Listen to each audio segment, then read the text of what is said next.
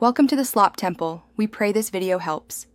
In this video, I will explain how to use public park gym equipment. Before you begin, always check for any visible damage or loose parts to ensure your safety. Read the instructional signs on each machine.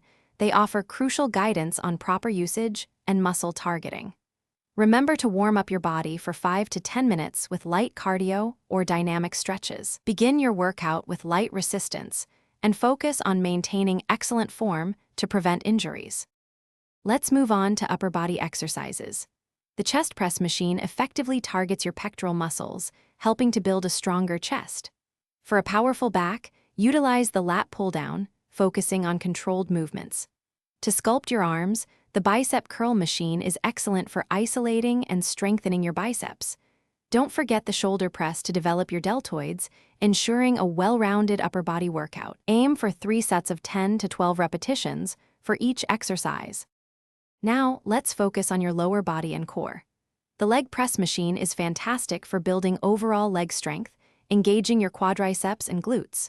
For your hamstrings, the leg curl machine provides an effective isolation exercise. To strengthen your core, the ab crunch station helps tone your abdominal muscles. Many parks also feature hip adduction and abduction machines, perfect for targeting your inner and outer thighs. Aim for 3 sets of 10 to 15 repetitions. After your workout, dedicate 5 to 10 minutes to cooling down. This helps your heart rate return to normal and prevents muscle soreness. Gently stretch all major muscle groups you've worked, holding each stretch for 20 to 30 seconds. Remember to stay well hydrated by drinking plenty of water throughout your session. For best results, aim for 2 to 3 workout sessions per week, allowing your body adequate time to recover and adapt. Thanks for watching. Consider subscribing if we helped you.